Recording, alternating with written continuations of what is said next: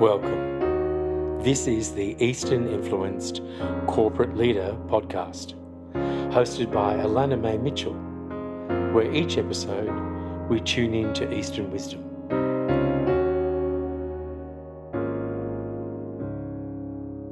Hi, everyone, and welcome back to another episode of the Eastern Influence Corporate Leader.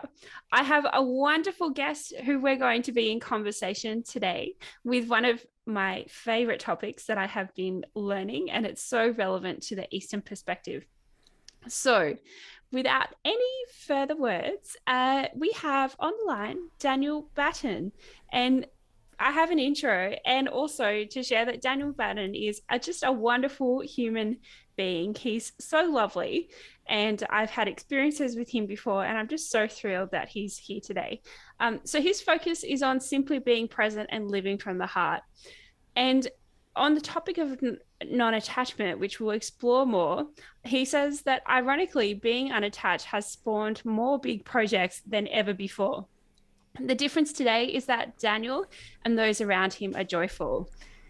Today, he runs breathing and meditation courses for the Art of Living Foundation, a VC company and a coaching company. And with a small team, they've innovated how venture capitalism and coaching works because they found how the tech sector did them was beneath their standard. They've invested in tech for 19 years, coached more than 50 CEOs of tech companies and more than 500 scientists with commercializable IP. Nowadays, he coaches visionaries, educators, and change makers. And together they are creating measurable ripples to the New Zealand economy, both from an economic, ecological, and social perspective. Daniel, thank you so much for being here this morning. Pleasure. Great to be here. I wanted to dive in. You've also in that you've done so many things. And one of those other things is you have a book, which I have read so many times, and I actually have it by my desk, and I refer to it probably once a month for the last 2 years. I really think so. Like, and I people describe it like a manual. Yeah, it's so handy. And so the book is, I'll drop it in the show notes. It's, let me get this right, Changing the World with One Pitch. I think the subtitle is even a blueprint for winning at life, if I'm right. Sure. One conversation at a time. There you go. Yeah.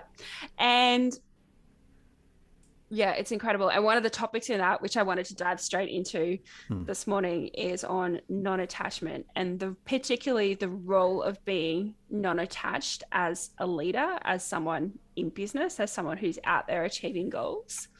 How have you seen that come to life, Daniel? It's been very interesting. You know, the West does a fantastic job of helping us to get clarity on a goal, right? Helping us to find a goal that is specific, something that is measurable, so that we can, and these things are important. See, if you have a goal and it's out of focus, it's actually a little bit scary because humans can only move towards things which are in sharp focus. And this goes back to an anxiety response that's been true for hundreds and thousands of years, which is if you look at a large animal on the horizon back 200,000 years ago, evolution dictates that if you can't see that animal clearly, then you should take evasive action. Because if you assume that it's your food and you're wrong, you get eaten. But if you assume in the negative, if you assume that it's going to eat you and you're wrong, all you lose is a meal. So whenever something is subtly out of focus, it creates anxiety, and that creates a fear response.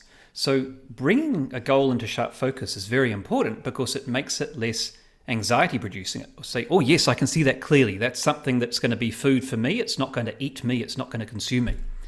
So this is an area I would say the West has made a really good contribution to getting clarity on a goal, and then making sure that it's measurable, making sure that we can't fudge whether we have achieved that goal or not.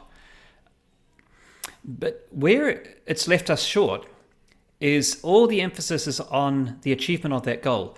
None of the emphasis is on the journey towards that goal. And none of the emphasis is on the state in which you are in when you arrive at that goal. So the emphasis is actually on the external rather than the internal. So this is incomplete. And so what non-attachment brings to that is it says, yes, this is true. And once you have clarity about what your goal is, and you know whether you've achieved it or not, then you drop it.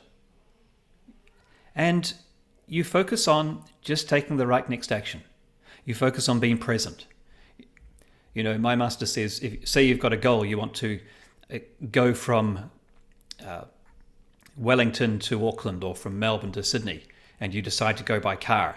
You know, you're in that car and you don't just go, if you're in Sydney, you don't just go, I want to go to Melbourne, I want to go to Melbourne, I want to go to Melbourne, I want to go to Melbourne.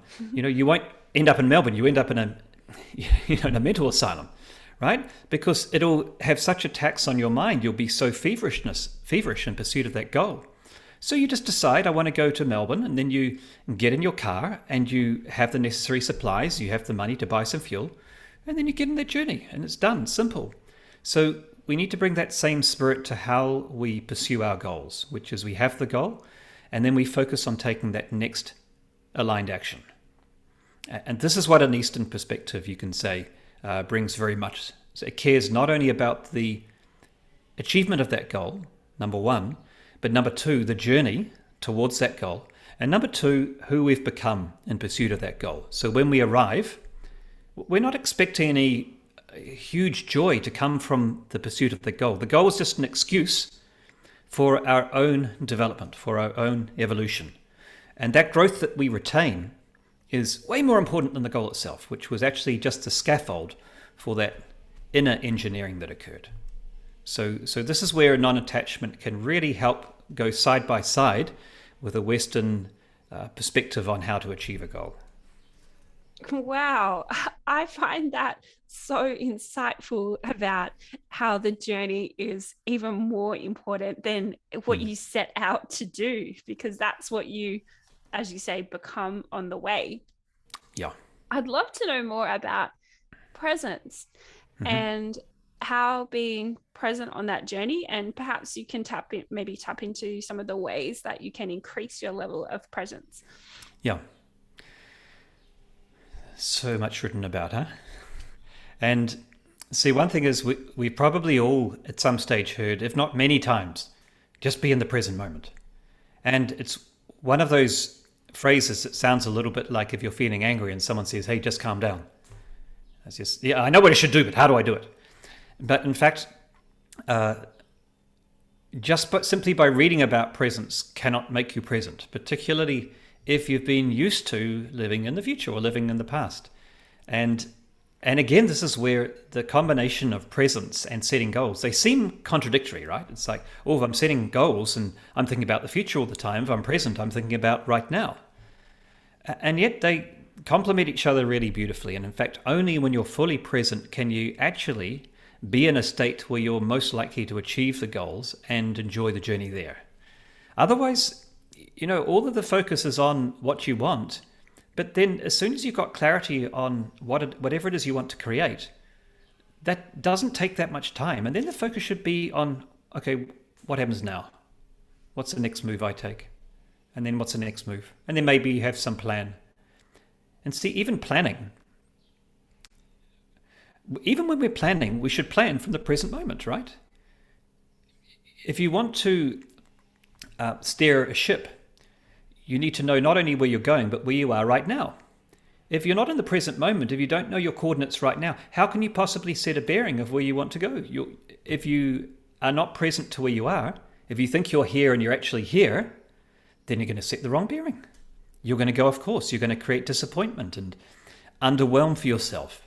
So being present to where you are also helps you set the course, set the bearing, be present to, okay, there's some skills that I don't yet have that I'm going to need to acquire to attain this goal. That comes from being present, to being alert, to being honest with oneself. Oh, I'm going to need to talk to some other people. I need a network. I'm not going to achieve this alone. That comes from presence. That comes from introspection, that awareness. And there may be some things that I need to let go of as well. Some things which are counterproductive to the pursuit of this goal. And why do I want this goal in the first place? Why is it so important to me? See, that's what presence gives us. It gives us the ability to work out why we want it, which helps us to be more inspired towards it and truly define if this is a goal that is coming from our heart, or maybe it's just some desire that has come through rubbing up on us through some social pressure or something else. So it actually helps to quarantine those goals that are really worth pursuing versus the ones that aren't. This can only happen when we're fully present. So presence is not against goal setting. Presence is actually absolutely required to optimize our chance of acquiring any goal. Would you say with the goals that tune into your heart and asking your heart what you would really love?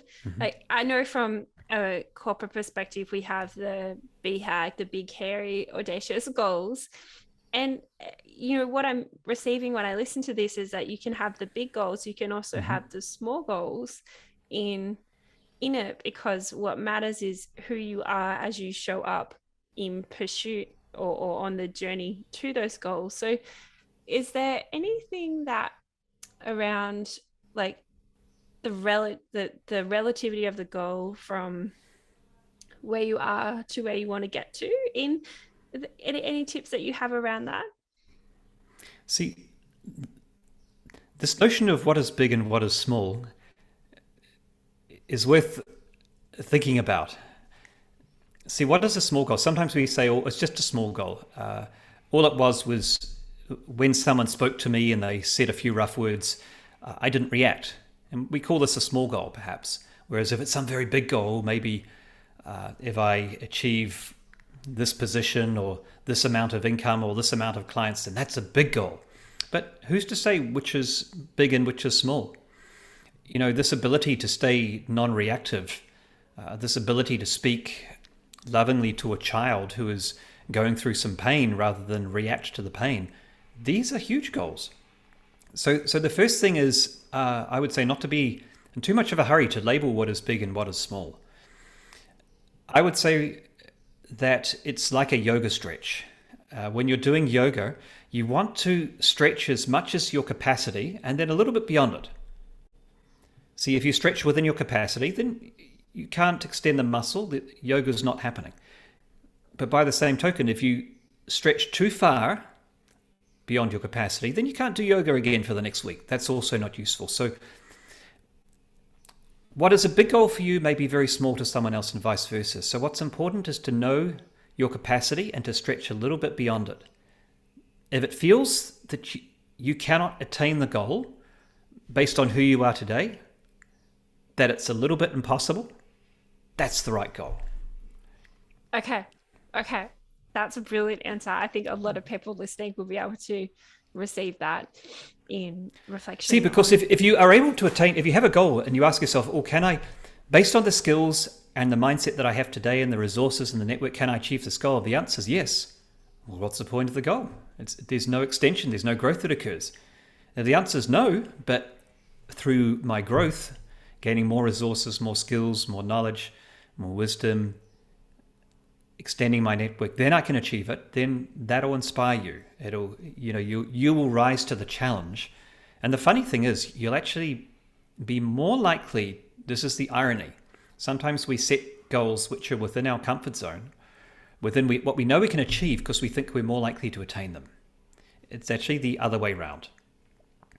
If we set something that's a little bit beyond, that ignites something inside us, gets inspired and gets ignited, and we have to engage the imagination. We have no choice. And that engagement of the imagination brings the fullness of your being on the journey towards that goal. And that makes it actually more likely to occur. Yeah, right. Yeah, sure. Because you're calling on imagination and the biggest sense of you to bring that forward. I love that.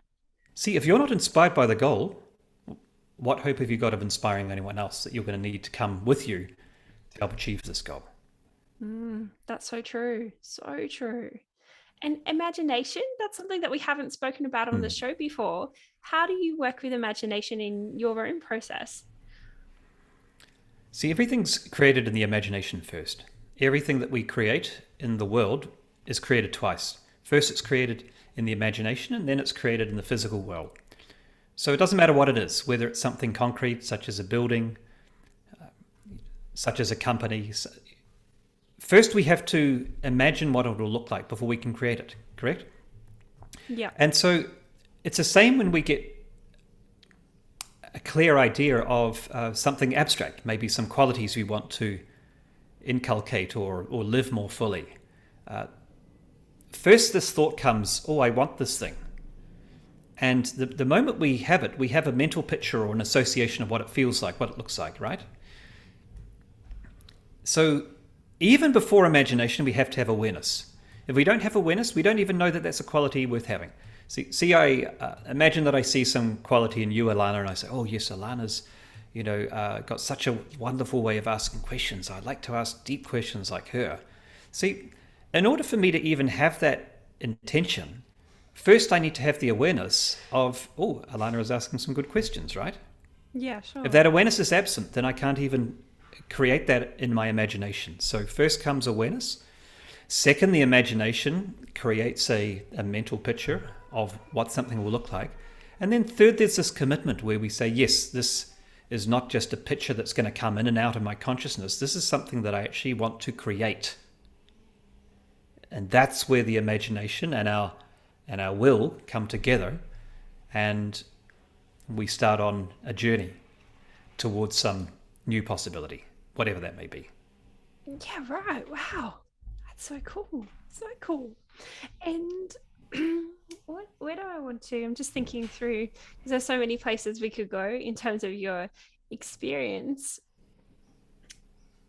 from a Eastern, because I know you're quite influenced by the Eastern perspective as well. You have a master teacher as well. Where do you see some of the shifts heading in leadership, drawing in all that is, like, not ignoring what's great in the West, but also bringing in what's great in the West and what's happening in the East, particularly for some places we are emerging from or living with COVID, and there's a whole new, like, a hybrid work setting. So some of the, coming back to the question, the emerging aspects of leadership in the future. See, where the West has been very good is placing an emphasis in defining what are the skills of leadership and what are the outcomes we want, and then based on those set of outcomes, what are the skills that a leader should have. And so you may decide, okay, if it's a corporation, that we have certain profit outcomes, we have certain brand outcomes, we have certain market capitalization outcomes, we have certain competitive growth and market share outcomes. And then if you're smart, you go, okay, well, we need three things. We need to know what we're seeking to do and why. We need to know how we're doing it. That's the execution. And if the organization is only focused on management, that's as far as it goes. If the organization is focused on leadership, then the third question gets answered, which is the most important question, in fact, which is not just what are we heading towards and how do we get there, vision and execution, but then capability, which is who do we need to become as people who is going to execute the how that's going to achieve the what. So that's the third component.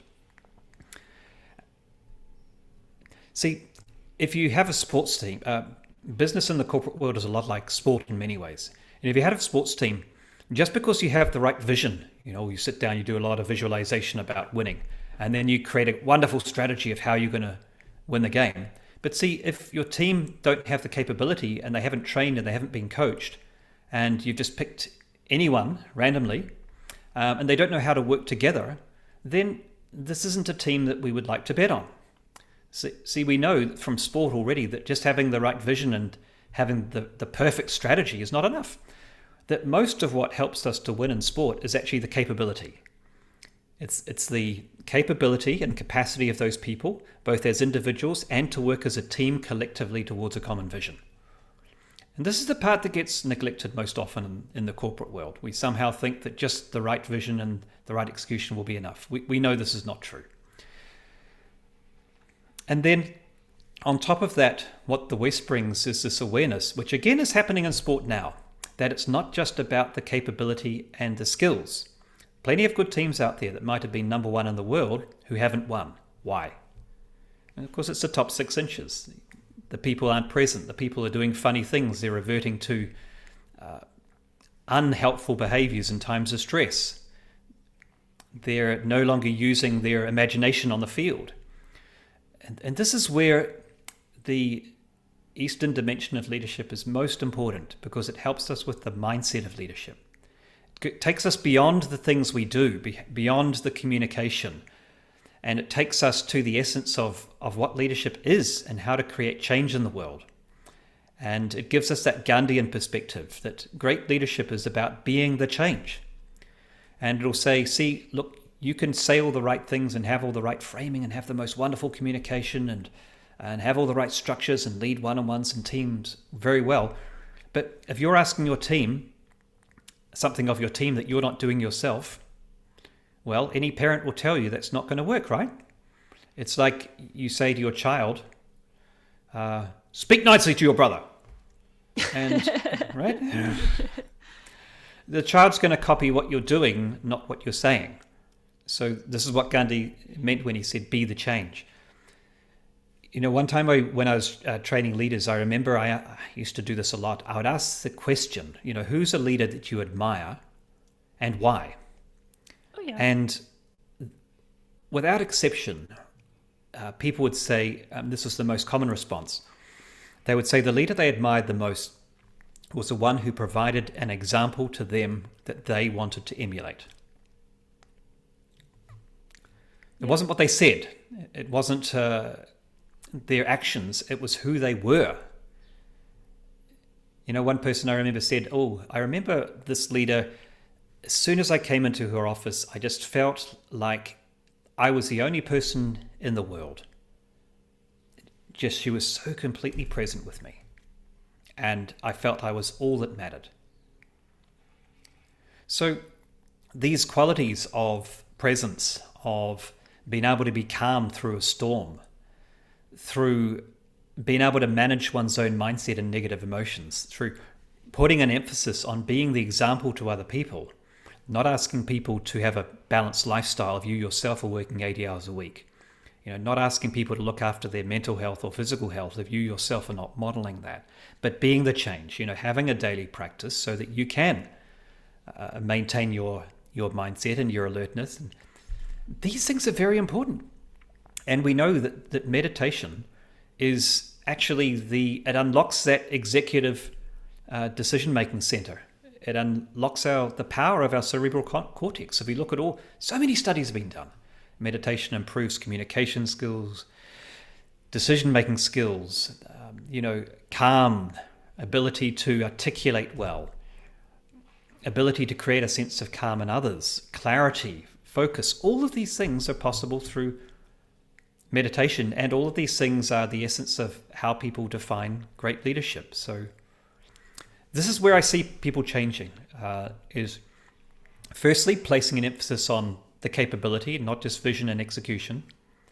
And secondly, placing an emphasis on the mindset, not just the skill set. And the third is to place an emphasis on the being of the leader and using tools. See, this is again where the East is very strong, not just telling a leader what to be, but actually giving them a set of tools, meditation, pranayama, kriya, yoga practice that can help them to achieve that state, which is great leadership. Yeah, right. Wow. I love how you framed that as well. It's quite actionable to someone could tuning and listening to this could pick up those pieces and go, well, I'm going to find more out about meditation as well. Yeah. And I love, Daniel, also that you touched on meditation, because that's something that we have on the show often, is we have the opportunity to meditate. And for those who are listening while they're driving, I know a few people listen while they drive that do not do the meditation at that part. You can do it later. And yeah, so before we go into short meditation, I wanted to thank you, Daniel, for the insights that you've shared. I think you've condensed, like a whole decades of learning and insight into a short actionable segment, which I think is so wonderful. And I wanted to also give you the opportunity to share if people want to reach out to you or find out more about you, how they can do that. Yeah, best way is through the website. So danielbatten.co. Okay, cool.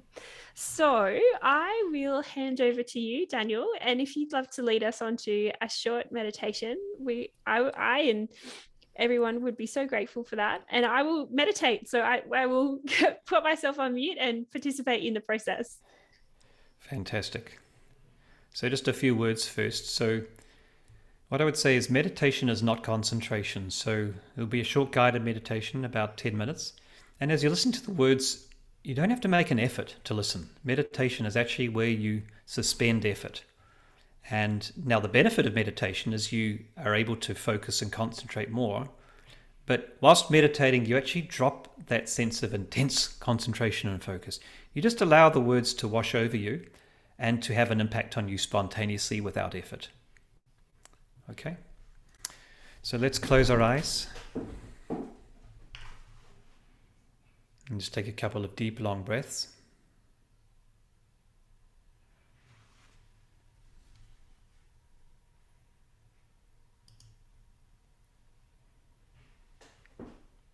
Once more, deep, long breath in. And exhale fully.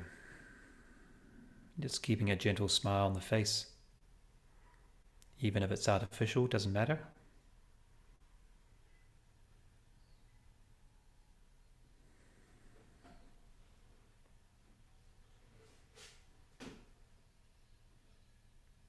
Just bring your awareness gently to the rising and falling of your abdomen. As you breathe in and breathe out.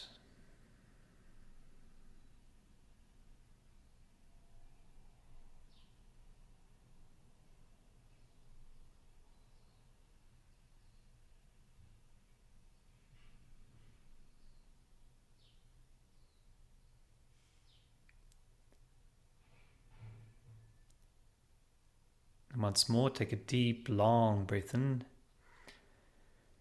and exhale fully.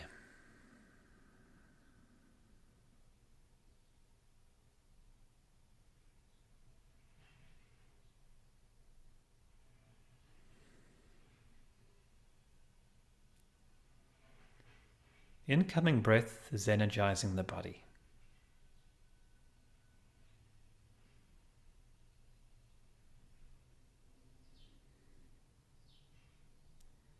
And each outgoing breath is relaxing the body more and more.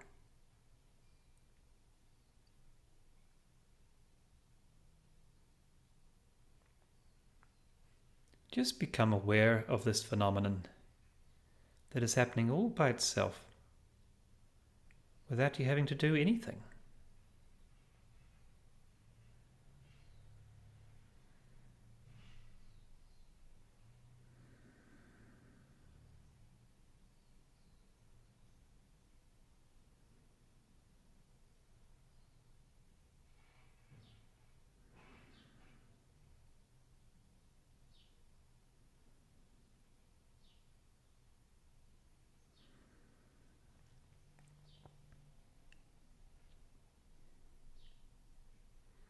Feel the gratitude for the gift of your own breath.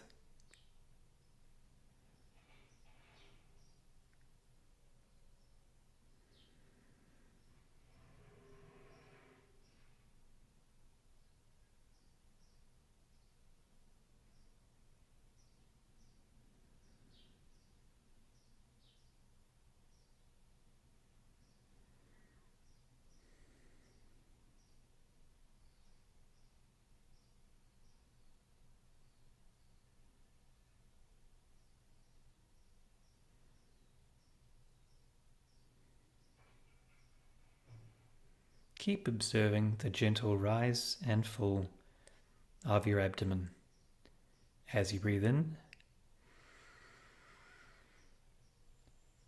and breathe out.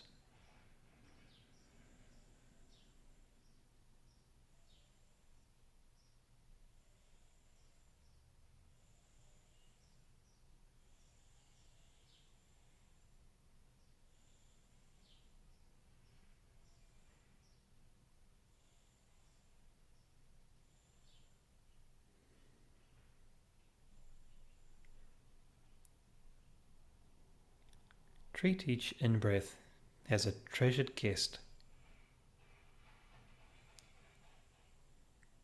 and see each out-breath off with a smile.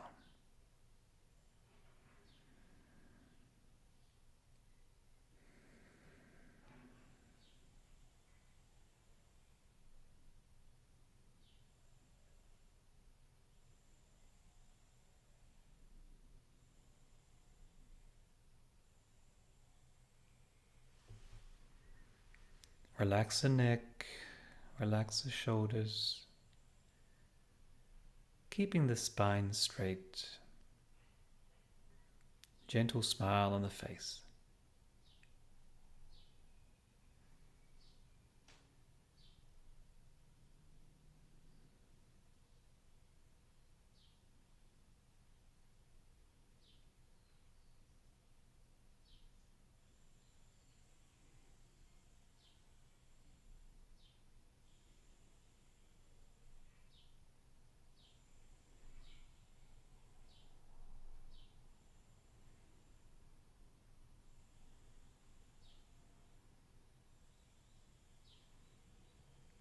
There's nothing to know and nothing to do.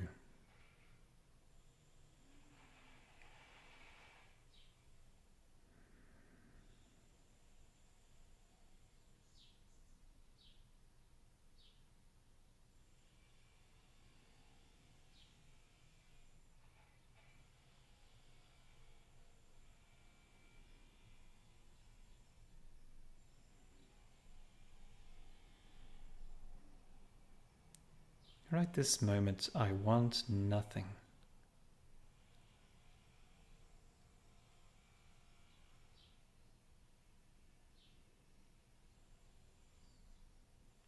Take a deep, long breath in and let go all your efforts.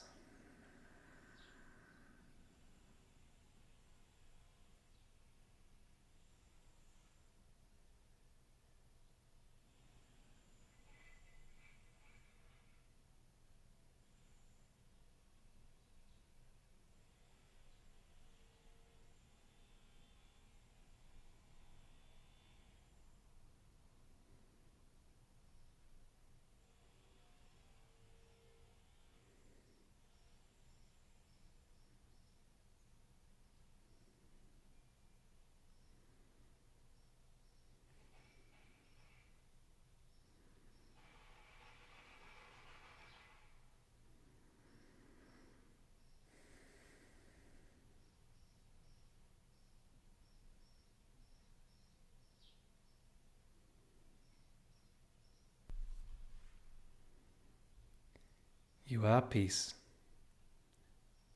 You are love. You are joy.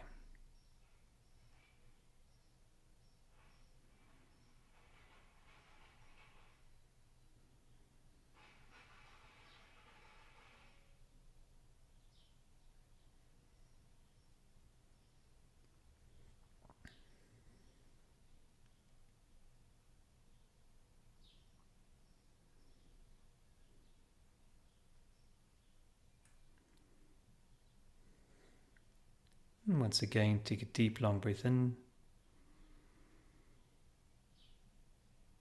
And breathe out.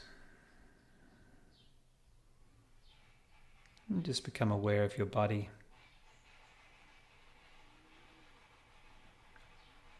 And you can stretch your neck and your shoulders.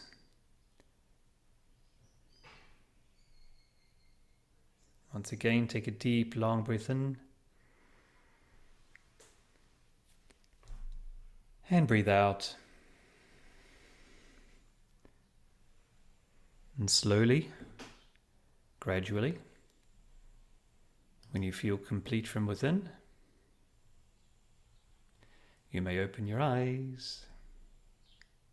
What an incredibly insightful conversation we had with Daniel just there. I mean, there's a whole toolkit of what an Eastern inspired corporate leader can put into practice. He's just laid out a map, and I'm personally going to take on a lot of that into my own leadership practice.